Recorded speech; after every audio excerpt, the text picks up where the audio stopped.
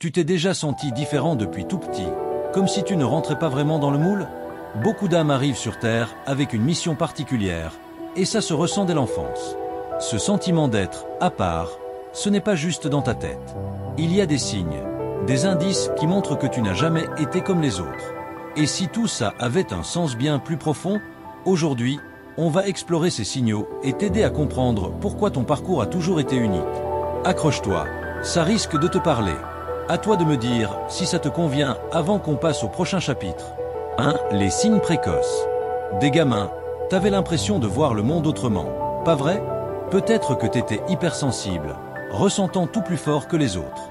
Une ambiance tendue, un regard un peu froid, et bam, ton cœur le prenait de plein fouet. Ou alors, tu posais des questions qui laissaient les adultes bouche bée, du genre « Pourquoi on est là? Où on va quand on meurt ?» Pendant que les autres jouaient, toi, tu réfléchissais déjà à des trucs bien plus grands. Et puis, il y avait ce lien particulier avec la nature, les animaux, une impression qu'ils te comprenaient mieux que les humains. Beaucoup d'âmes éveillées ressentent ça très tôt. T'avais aussi ce radar à injustice, impossible d'ignorer quand quelque chose ne tournait pas rond. Mais le hic, c'est que souvent, les adultes ne comprennent pas ce genre d'enfant. Alors, tu pouvais te sentir un peu décalé. Mais si on te disait que c'était plutôt un signe, dis-moi si ce chapitre te convient avant qu'on passe au suivant. 2. L'isolement et le sentiment d'être à part. Tu connais ce sentiment d'être entouré, mais quand même seul? Beaucoup d'enfants spirituellement différents grandissent avec cette sensation étrange de ne jamais vraiment appartenir à un groupe. T'essayais d'aller vers les autres, mais il y avait toujours un décalage. Pendant que les gamins parlaient de dessins animés, toi, t'étais perdu dans tes pensées, à observer le monde comme si t'étais en mission secrète. Certains trouvaient refuge dans les livres, la musique ou les rêves éveillés, préférant ces mondes-là à la réalité. D'autres se sentaient carrément exclus, parfois moqués pour leur sensibilité ou leur façon de voir les choses.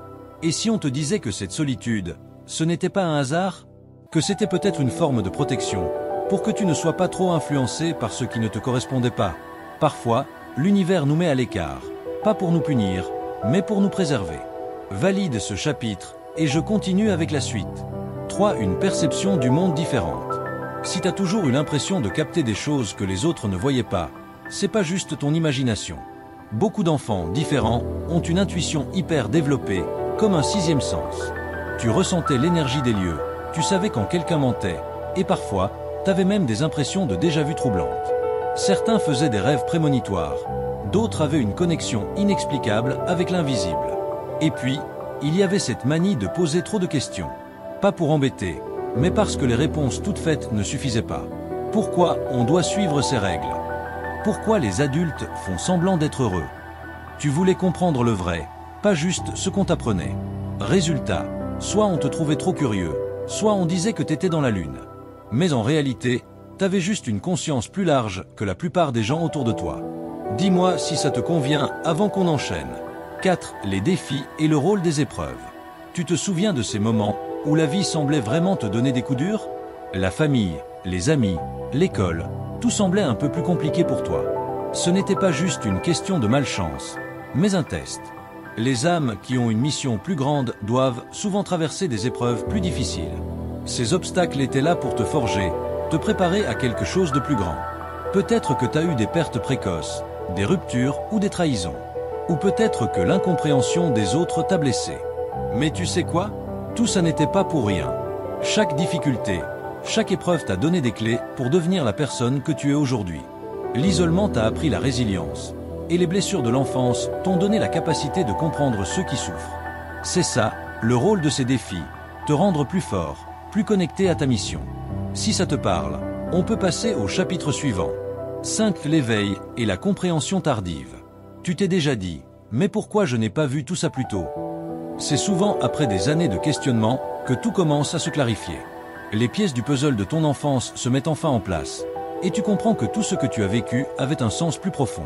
Les signes que tu croyais être des faiblesses étaient en réalité des forces cachées. La solitude, c'était une chance de t'approcher de toi-même. Les épreuves, des leçons pour aiguiser ta compréhension du monde. À un moment donné, tu commences à voir au-delà de ce que la vie t'a montré jusqu'ici. C'est comme si un voile se levait. Les expériences de l'enfance ne sont plus perçues comme des souffrances. mais comme des étapes nécessaires pour éveiller la personne que tu es destiné à devenir. La prise de conscience que tu es ici pour une raison devient de plus en plus évidente. Si tu es prêt, on passe à la conclusion.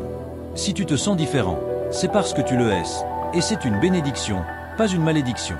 Chaque moment de ta vie, chaque épreuve, t'a forgé pour accomplir une mission plus grande que toi.